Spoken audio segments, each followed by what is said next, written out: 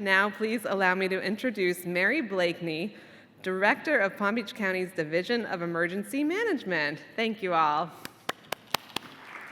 Thank you. Wonderful. Thank you so much. Hi, everybody. Welcome to Palm Beach County. We're glad you're all here when there's not a hurricane, so this is wonderful. We have a great panel today lined up to talk a little bit about disasters and recovery. So I'm going to first ask Brian Kuhn. Brian is the president and CEO of IEM International, a leading professional services firm focused on emergency management, disaster recovery, and resiliency. He has a staff of more than 900 employees ready to support communities before, during, and after a disaster. But an interesting fact, Brian was the director of the Florida Division of Emergency Management, where he worked with fostering capabilities with the private and public sector. And notably, he was at the state during Hurricane Irma and the Pulse shooting. So Brian also served as the president of the National Emergency Management Association from 2014 to 2016. And then we also are joined by CJ Reynolds. She's the Director of Resilience and Disaster Recovery at the Florida Housing Coalition, leading initiatives and collaborating with local, state, and federal partners in support of short and long-term recovery housing. She supports policy efforts related to advancing recovery planning, mitigation, insurance, and provides technical assistance to local governments and developers to strengthen resiliency in Florida. And then our final panel member is Robert Garcia. Robert Garcia is the warning coordination meteorologist with the National Weather Service Miami South Florida Forecast Office, where he leads the office's warning and preparedness program. He was born and raised in South Florida, so we have a native up here on the stage. He received his BS degree in meteorology from Florida State University and went on to get his master's degree in public administration from Florida Gulf Coast University. He's been with the National Weather Service since 2009. So welcome our panel.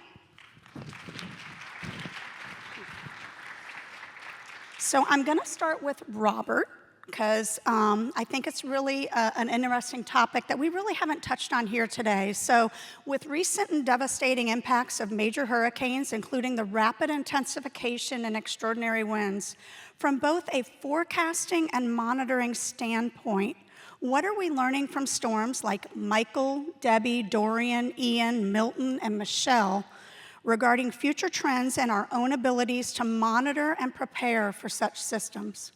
Well, good afternoon, everybody, and thanks for the question, Mary. I think one of the biggest things over the last 30 years, we've made a lot of strides in the track forecasting. And so now the next frontier is intensity forecasting. And one of the things I think a lot of folks have taken note of in recent years with storms are rapid intensification. So a storm that may be a tropical storm 36 hours before landfall somehow becomes a major hurricane, right? That scientific transformation. There's a lot of questions that the science is trying to answer. But in terms of the resilience of a community, I think the one thing that we have learned, the message that has been hit home since Hurricane Katrina in 2005, is we need to prepare communities for impacts. What the storm is called, how strong it is, that's an academic question compared to what are we doing as a community to be ready for those impacts. And at the National Weather Service, how can we take that scientific understanding, the best that we have, the best forecast, and communicate not just the skinny black line, but what happens if we need to go to that reasonable worst case so that everyone can stay ahead of it, and with that, the community has a better chance of withstanding the impact. And just as a follow-up question on that, and your forecasting, just give a little bit of insight of how you get that communication and that information from your office into our local communities. I think it's important for people to understand a little piece of that. Sure, thanks. I mean, I think a lot of it is we have a very dedicated group of forecasters that are taking scientific information and immediately going, what could kill someone today? And then once they realize, okay, this is a threat, how do I communicate that? So not just with social media, not just with our media partners, but also with those decision makers in the community, whether they're in a household level or all the way up to the county or state levels. And part of that is dissecting the science in a way to where it's comprehensible by whatever the audience member needing to make the decision is. So that's been a large focus in the last several years, not just only developing the scientific abilities of forecasters, but also that communications and risk management side of the forecasting profession. When I went to school, extent of the communications training was, okay, here's how you stand in front of a green screen and work with the camera and ad lib through a forecast. Now we have to do things like, for example, how do you explain to members of the public something that no one has experienced in that area in all of our collective lifetimes? Hurricane Ian in Lee County, for example, right?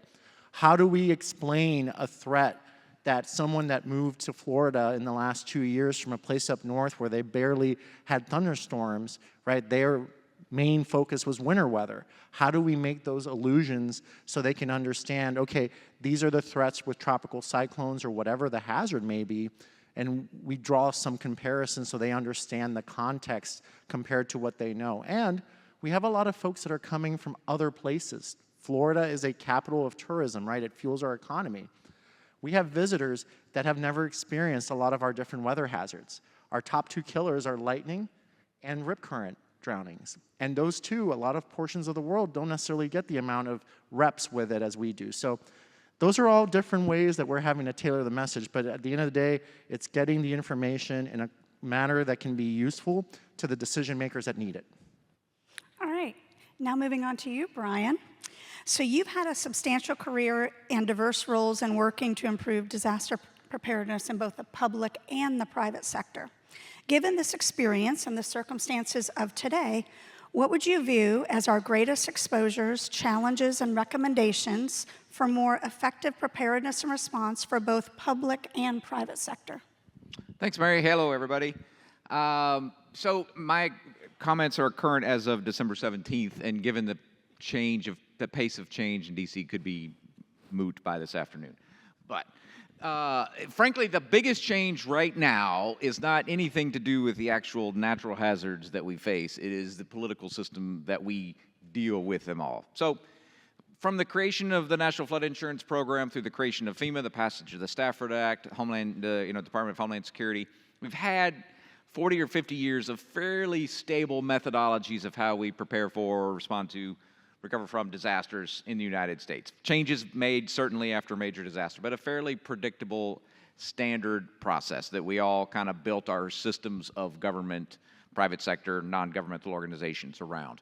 2025 has started the implosion of that structure, and 2026 could be an even rapid acceleration of that. So quick background on it. So in 2024, when the Heritage Foundation put out Project 2025, there were a couple of pages in that 900-page document that talked about FEMA and recommended some drastic changes to the way FEMA operates and federal funding for disasters.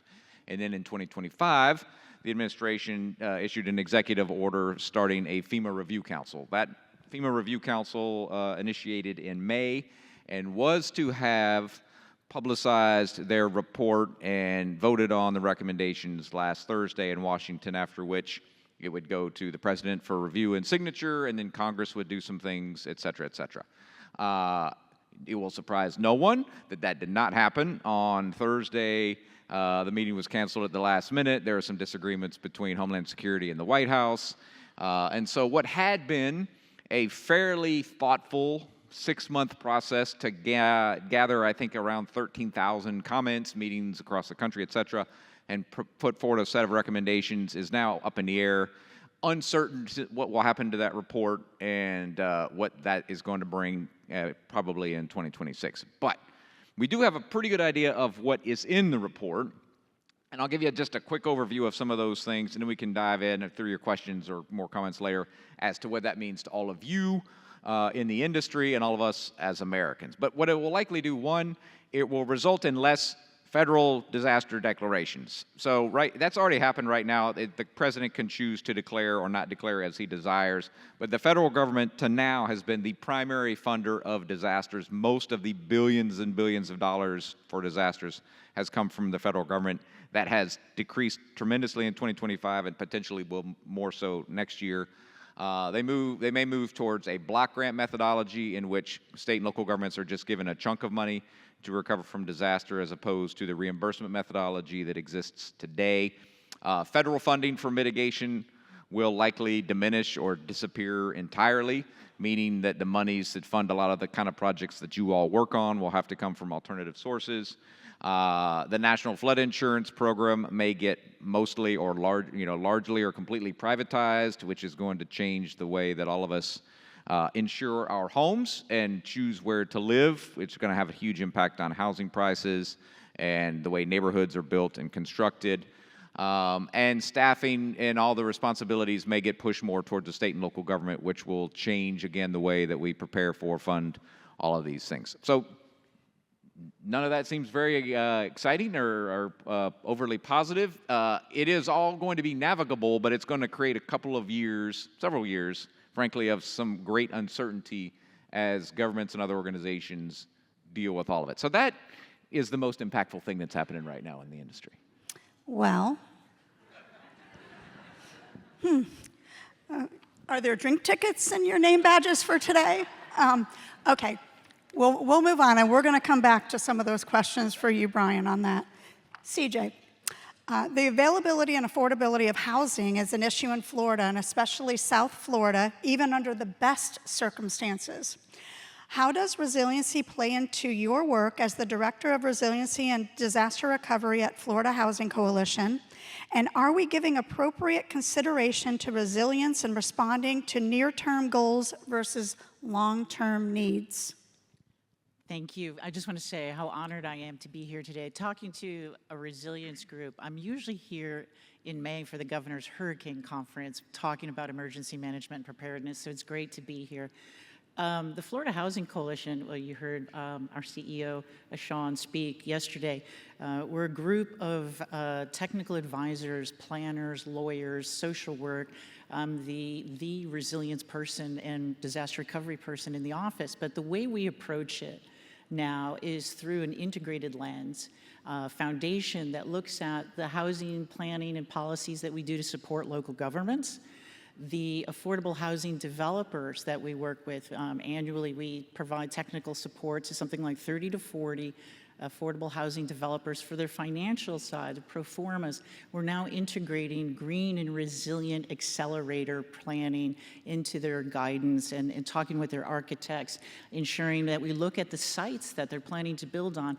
Many of you have public land that you disperse and that developers pick up for free, as some of those locations have flood risks or come with enormous need for improvement, which adds cost to it. So we really try to bring, or at least I am, and working, it's been a very exciting year on this accelerator initiative. So it cuts across heat, wind, and flood, right?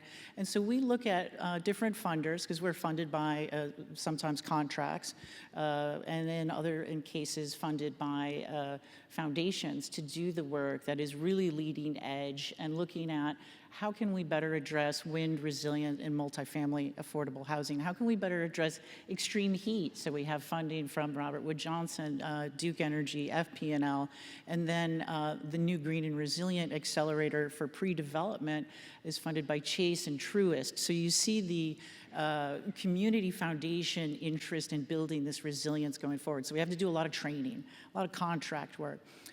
And clearly, we also did a lot of recovery work. So my first week in the position was December of 2022, and our organization had been contracted to provide assistance to FDEM to help facilitate communications post-Hurricane Ian for the Disaster Housing Recovery Task Force, and then talk about the fire hose. So, because I came from a long-term resilience and vulnerability piece, but suddenly I was there, you know, with folks who had just been, you know, about 5 weeks out of Ian, and looking at the budget impacts and hearing from municipalities like, we will not be able to make payroll. So the impact of what Brian's just told us, I forgot to bring my bottle of Tums. Does anybody have a bottle of Tums? I'll see you later. But so the issue is, if there's less funding from the mitigation side, the less funding from federal recovery, and we're going to have to do more for ourselves. And so that's going to take some real, you're asking the question about short-term recovery versus long-term resilience. We're just going to have to build it in a way that anticipates the long-term risks that you were talking about. The intensification, we're dealing with flood zones that are X's, and we're like, there's no base flood elevation, but it's less than half a mile from an AE zone. Like, we should really be looking at elevation from flood. Anyway, so those are a lot of the ways taking a systemic approach, organizational, adaptive capacity, building it one building block at a time, one team at a time. So emergency management, housers, as we call them, and the resilience and floodplain management groups need to work together. So working together, you know, we had the 2004, 2005 hurricane season, and then we had 10 years of quiet years. And then came Hurricane Matthew in 2016, and it's been quite busy for the last 10 years.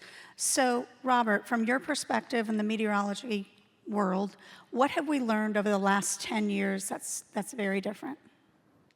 Well, there's been a lot of change in the population of Florida. I think that's one of the lessons, right? That public education mission. A lot of folks were like, oh, we can just dust off the stuff from '04 and '05. And a lot of the folks are like, what do you mean? What happened in '04 and '05, right? Because they weren't here.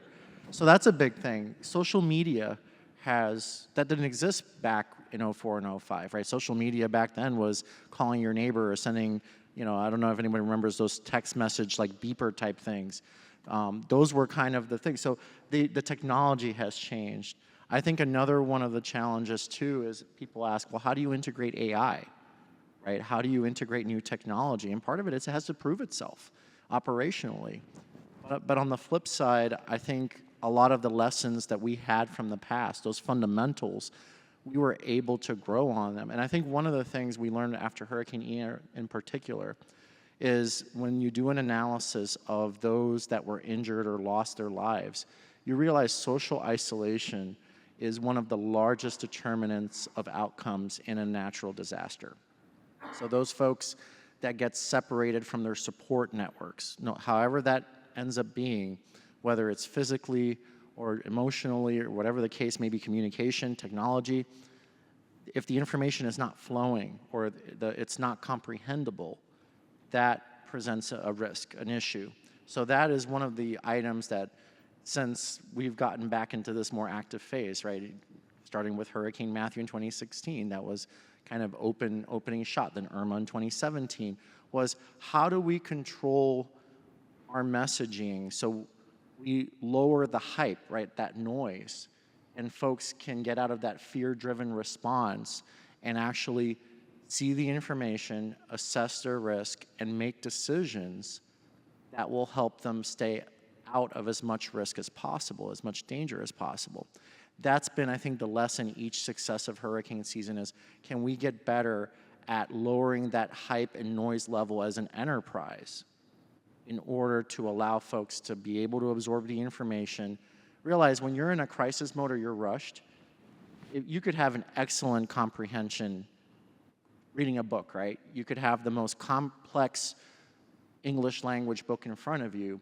If everything's quiet, the room is quiet, the lighting is perfect, you'll have no problem, like Beowulf, right? How many folks in here can sit down and read Beowulf and comprehend it the first time?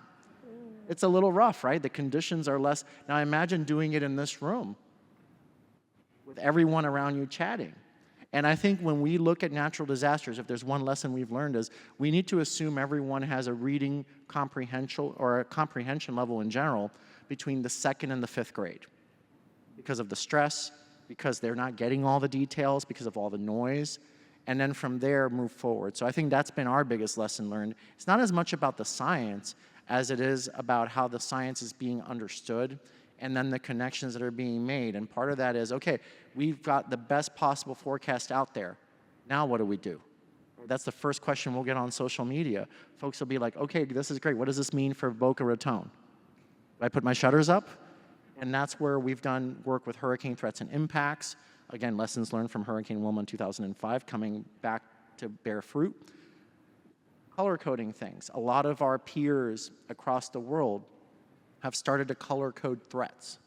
Why? Because it works. It crosses understanding. If you see red or purple, you're going to stop and say, oh, that could be bad, right?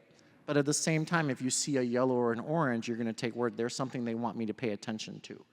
That's the goal at the end of the day, because you pay attention, you're able to get the information, assess what it means for you, take the actions you need. But in the last few years, I think the challenge has been, how do we help lower the noise level, right? You have teenagers in their mom's basement or in Florida in the garage pumping out beautiful graphics that may or may not be tied to reality.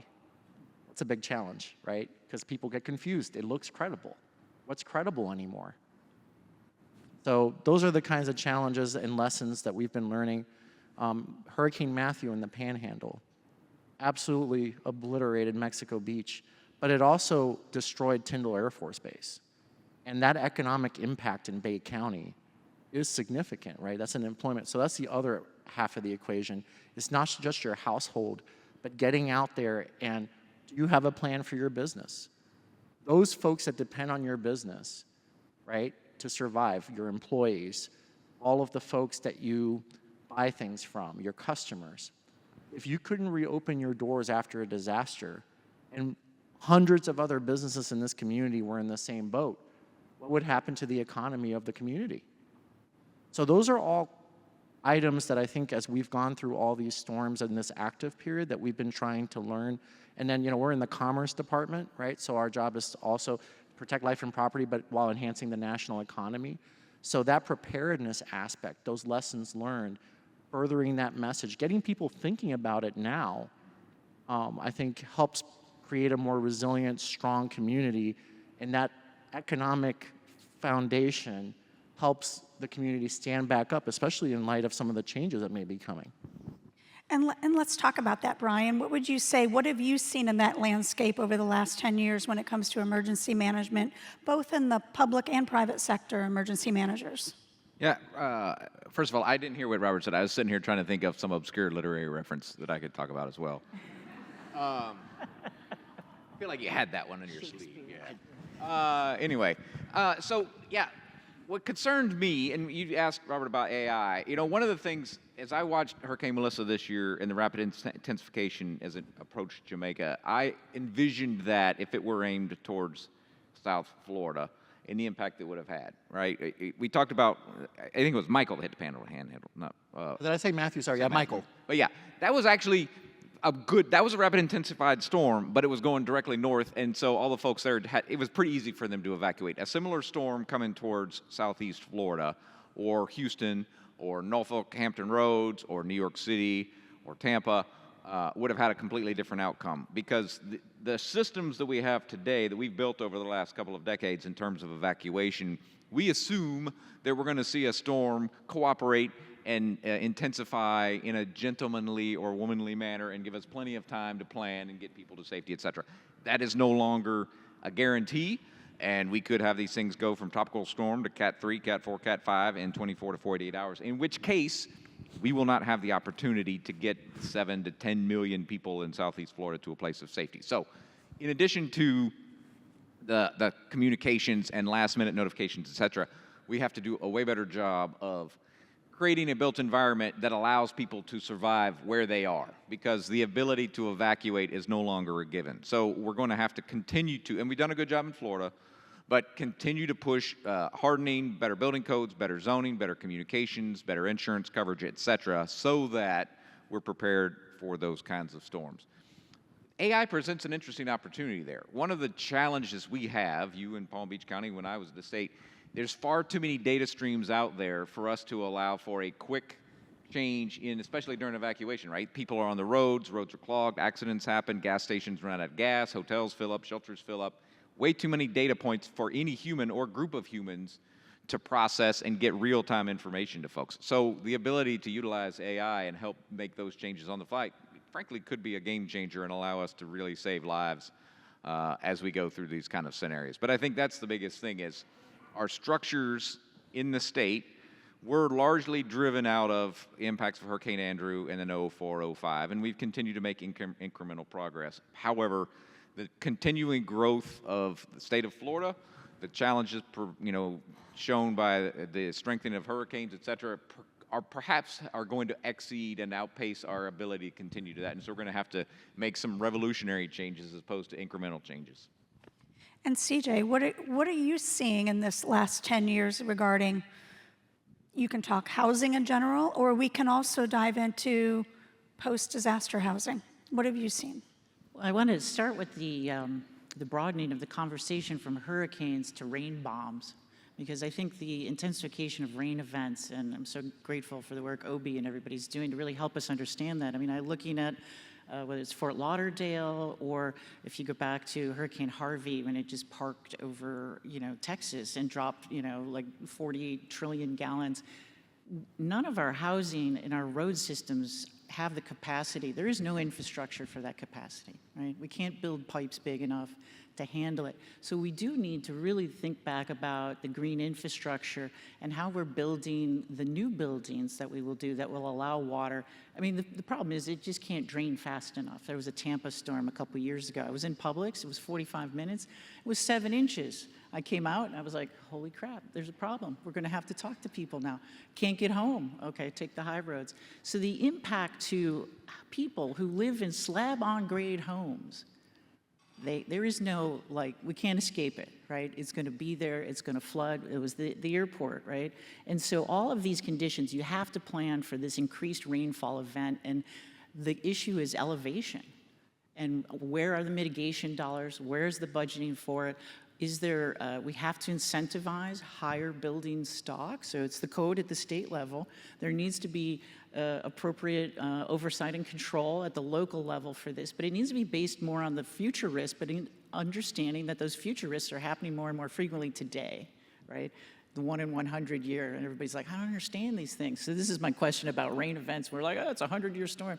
It happens 3 times a week now, doesn't it? Is that kind of like? Well, so I think, so from our perspective, is we want to work with local governments to incentivize more resilient building stock for everyone, not just affordable housing, but public stewardship of funding, and whether it's grants or low interest rate loans, all of this stuff has to take stock of the future risk, but we have to be considerate of the cost factor. So we're starting to do, we welcome collaboration, analysis of the difference of construction between the cost difference between slab-on-grade homes to 3 feet elevation. Sometimes that makes the difference in the level of damage. Using new materials that are more water and damage resistant so you can clean up faster and have less those things. I think the other part of it is on a professional level, we're better at recognizing how dire the social vulnerability ties into the storm events. So when we was out with some of the mucking and gutting crews in Hillsborough after Milton,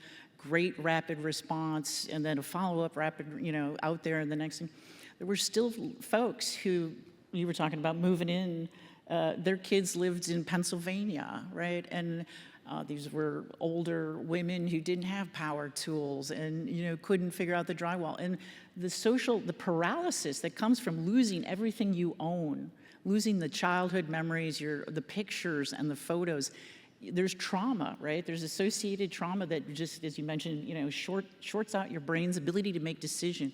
She's like, no, I don't need help. I'm like, you need help. And then the crew that was responsible for moving folks were like, CJ, we have to keep moving. I'm like, give me 2 volunteers for 3 hours. She can't just handle this in 20. So we need to implement a triage approach to disaster response that factors in both the social and economic piece of it along with the housing stock. And that's a new thing we're working on, because the medical systems, the field systems have been implementing these, where you try to assess who needs what kind of help and what kind of teams am I going to send them to.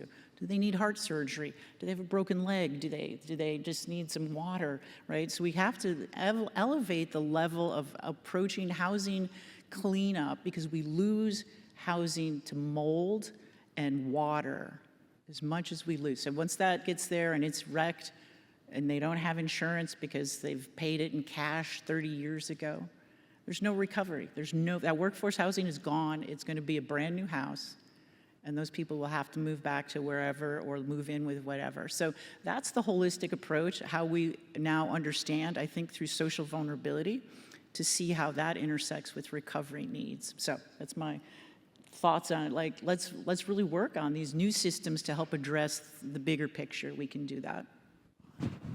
So Brian, what do you feel we're doing right now and where can we improve?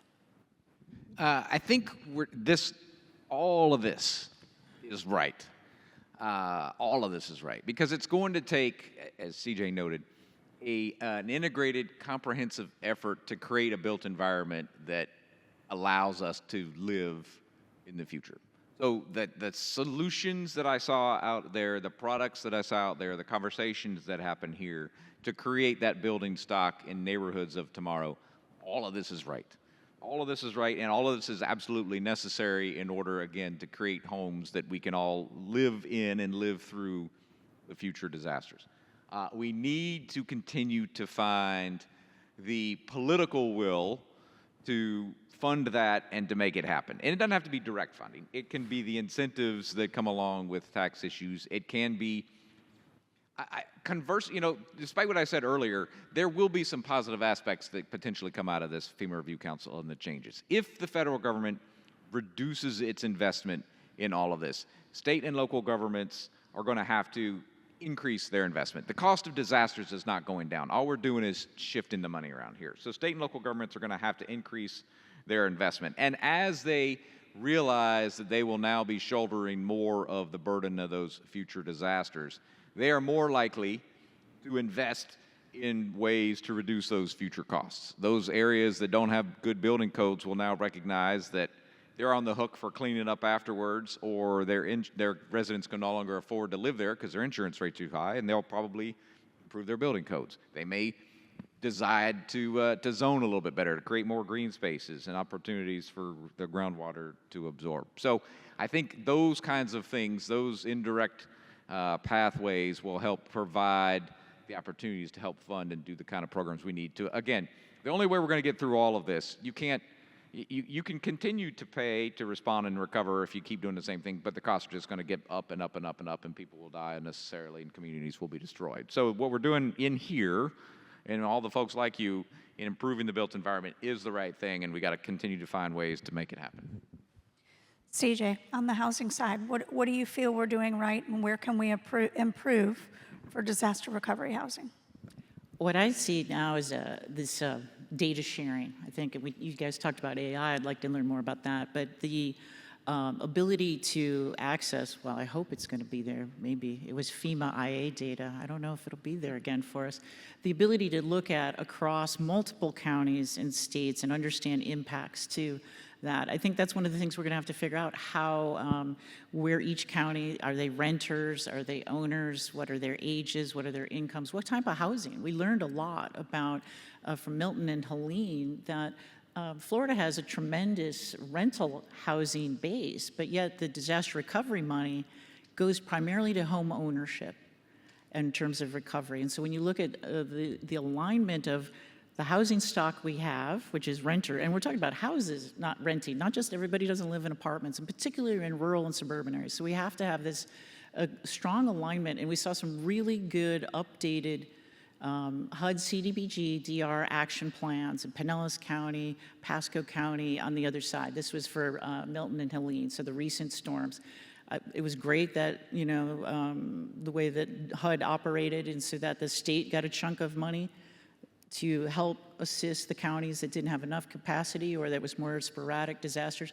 But then they gave the money to the counties and the city, St. Petersburg got some, to do the work because they knew they had the funding, the additional leverage, the other housing plans and action plans that they could bring into that. So we see some promising things in the latest versions. So if you're thinking about updating your disaster action plans or having one on the shelf, go look at Pinellas and Pasco from these recent years because they really took you into some new ideas. I think I've seen some really heartening capacity building of repair and recovery groups like Rebuilding Together Florida. We have some partnerships with them. So the things that you can do to strengthen your housing repair ecosystem, nonprofits, for-profits, business communities, so people can help make the repairs faster.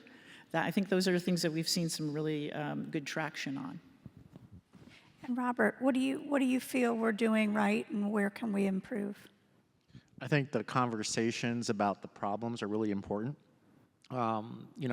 Everyone, you mentioned the 100-year flood, the chance of an event happening 1% in a given year is what that technical definition is. And yeah, it's what used to be much more rare is becoming a little bit more common. And so finding the solutions for those isn't, I think, just a government problem. And I think hopefully as the private sector is able to develop solutions as well in terms of better building products. Kind of what happened after the building codes changed with Hurricane Andrew.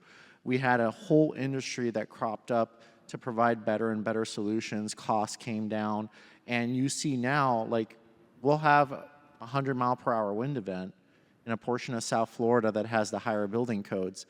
And like Hurricane Irma in portions of Collier County, the buildings were fine. You could see that definitely the winds went through there in the vegetation.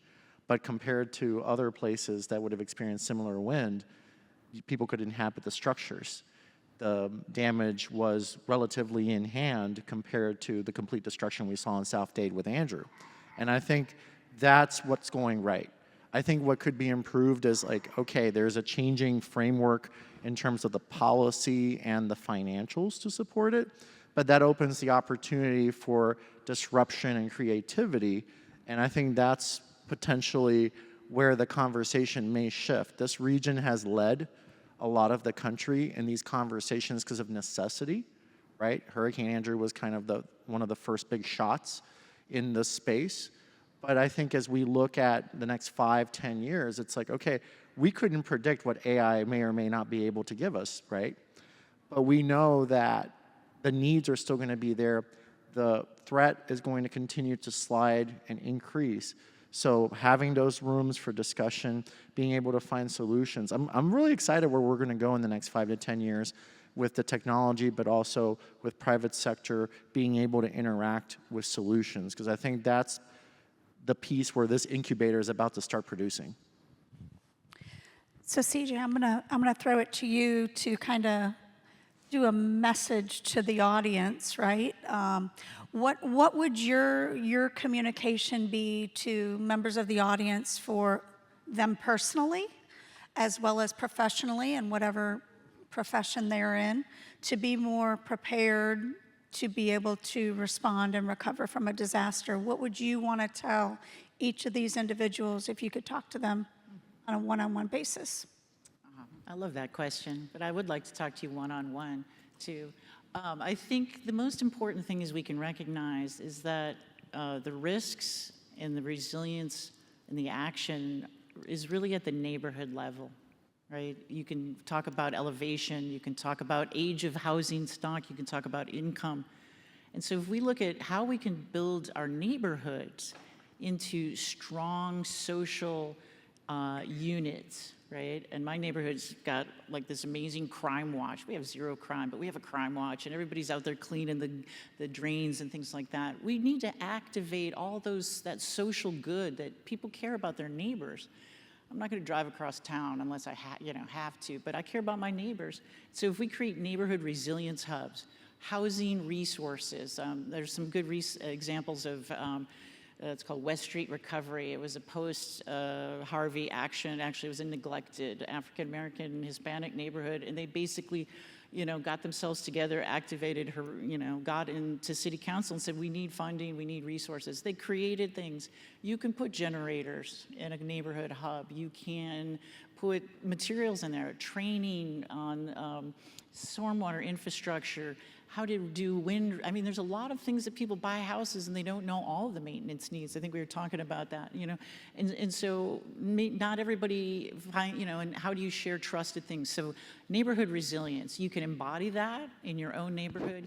You can envision that, you can plan that across whatever department you're working in and work together to strengthen those neighborhoods that are higher risk from an economic, because they don't have as big of budgets as other neighborhoods, right? I'm not saying ignore all neighborhoods, but I think that would be my takeaway. And also that, we're in this for the long game. So you have to have your own personal resilience strategies, right? I had to learn how to take a lot of deep breaths. I don't know how you do that emergency management stuff day in and day out. So the level of response in a storm, you have to be more prepared ahead of time. And whether they used to be post-disaster preparedness plans, or their vulnerability assessment action plans, these things need to be living and breathing real functional documents that have metrics, that have accountability to them at a staff level, so your own accountability, upward, sideways, across teams. Because you guys know, if there's not a document, if there's not a goal, it's not measurable, it's not going to get done. And that's the key of how do we elevate everyone around us to keep doing this long game, and particularly in affordable housing. This is like a dual challenge. We have developers who are mission-driven, want to build housing that's affordable. They want to build it that it's resiliently, and they need funding to cover that gap. So these are the things that we're striving to find. And so when you're thinking about how do you build resiliently, but if it's going to add costs, and it might, what are the costs, and how do you help find the funding to cover those costs? Because those costs are cheaper than the disaster and the cleanup and the disruption after the storm. So anyway, that's my thoughts. Thank you. And Brian, what would you want to say to each person in this audience personally and in their professional life on how to be more prepared to respond and recover from a disaster? I'll try to be optimistic. It's hard. And the answer to your previous one, how would I deal with it? I think there was somebody, I'm paraphrasing, but alcohol is both the cause of and the solution to all of life's problems. So the bottom line is, everything I've highlighted today, all of these are the governmental changes. Ultimately, it's going to be fine. We're going to have a period of uncertainty while governments and other organizations figure out how to adapt to this funding methodology. Ultimately, it's going to be fine. In a few years, we'll look back and say, you know, we're good to go. But there's going to be a couple of years where you're going to have to talk to your commission, and we're going to have to talk to state legislators about how to change and make up the gap that exists. Are any commissioners here? I'll point to them right there. Yeah. Yeah, so you're going to have to pony up because the money's not coming from the state and the federal government yet. So we're going to get fine. In fact, some of these, we're going to come up better on the other end of it, right? For example, if the National Flood Insurance Program diminishes and they push out to the private sector, then actuarially sound rates may come into play. And because actuarially sound rates are in play, we'll actually have to build in locations that make sense, and we'll have to build buildings that make sense. And ultimately, that's going to be for the benefit of society. So longer term, it's going to be okay, but it's going to be a bumpy road while we get there. With regard to what CJ was talking about, neighborhood resilience, fantastic. One of the things that emergency managers know are there are some parts of whatever jurisdiction they have that they don't have to worry too much about. You've got all the Barrier Island out there, you don't have to worry too much about because they get in their planes and leave. When I was state director, I didn't have to worry too much about Palm Beach. I dealt with the fiscally constrained counties. So the more we can help communities help themselves, the better. There are going to be have-nots, though, in Florida and elsewhere that we're really going to have to pay attention to because they will not have the capacity, money or otherwise, to deal with this situation. So we need to make sure that as a nation, we minimize the gap between those who can literally weather the storm and those whose lives will be completely upended the next time something comes through because they have no safety net. They haven't been able to prepare appropriately. So I guess the message to the audience is lean forward, pay attention to what's going on in the changes. They will create opportunities for you. There will be multiple challenges over the next few years in terms of how your projects get paid for, get funded, or seen, utilized, et cetera. But ultimately, the need continues to exist, and you're going to have to figure out what that pathway looks like. It will happen, but it's not going to be the same one that existed last year and even this year. It's going to be a completely different one, but it will continue to exist. And so it's going to take a lot of smart people thinking how to get ready and adapt to it that will make the difference. Wonderful. And Robert, I'm going to give an opportunity. If anyone has a question, please stand up because we have about 5 minutes left. So I'm going to turn the same question over to Robert. But if any of you have a question, please stand by a mic. And Robert, what would you say to the audience individually and professionally to be ready to respond and recover from a disaster? Individually, it has to start at home. It has to start with you. Professionally, are the products you, your office, your agency producing, your entity, do they look like Beowulf or are they understandable to the public? Okay? And the reason I say that is accessibility is everything, right? If you're going to go to a restaurant and you can't read the menu, are you probably going to have a meal there? Right? Maybe some of you will pull out the phone and have the AI translate it into English or whatever language you'd like, but that's a big barrier to entry. So professionally, hopefully every time you encounter a potential barrier that you can get out of the way for someone else, that's going to help our community be more resilient. So I don't want to go on more of that, but just try to look at the product and say, is this Beowulf or is it English? Oh, wonderful. And it looks like we have a question there, so go ahead. I'm Nancy Gassman. I'm with the City of Fort Lauderdale. Currently, evacuation routes are phased, and they're based on the category of storm. How would you change the policy related to evacuation route warnings with rapid intensification? Great question. Actually, this is a conversation I've been engaging with over the last 6 to 8 months with several entities. And I think evacuation planning zones were made in the era when computing power and the modeling was a little bit more limited, right? But now, every single advisory, we have an inundation map that shows a reasonable worst case of areas that could be inundated with a potential storm. And so I think in the future, instead of having static planning maps be the main presentation of the data, the GIS ability, the ability for you to look up your address or be notified as you walk into it with your cell phone that it pops up, hey, you're in an evacuation area. That's where we're going, right? But there's got to be a transition. And the other thing is, not everyone has one of these things in their pockets, right? So how do we reach that population? How do we reach folks that would be cut off from the support structure? So I think that's where we're going. We already are making decisions with that data, right? So when an evacuation is ordered in a particular jurisdiction, it is using that data with storm surge inundation being it. How do we bring that out, for example, for a rain bomb, right? Because with Houston, in the situation with Harvey, what are they going to do? Ask all of Harris County to get in their car and leave? Right? Like, what's the right answer? And that's a discussion that continues to be had. But in terms of the future, it's like, okay, if we can be this good right now, why not share that and use that to be the foundation of the decision? Sure. I'm going to jump on there first. Two things. One, I think I'm beginning to suspect you're in like a Viking-themed metal band. Two, evacuations, I mean, we're going to improve the technology and everything, but there's going to be so much social implications of that, helping people understand why you're evacuating and in what order you're evacuating, and assuring them that you have the best science and forecasting behind you. And also, it's going to be, people do not like to evacuate unnecessarily. But in these kind of scenarios, we will have to evacuate unnecessarily in order to preserve as many lives as possible. So the communication on what the uncertainty and expectation is tough. Because people don't really do math and statistics very well. So it's a real challenge for local leaders. And as much as the public doesn't like to evacuate, we don't like issuing evacuation orders either. So go ahead. Richard Stowe with Sierra Club Loxahatchee Group. And I moved here from California where we don't have hurricanes. But from afar, I observed like Katrina and Harvey, and then moved here and experienced Irma. And evacuation was an issue with me and my girlfriend.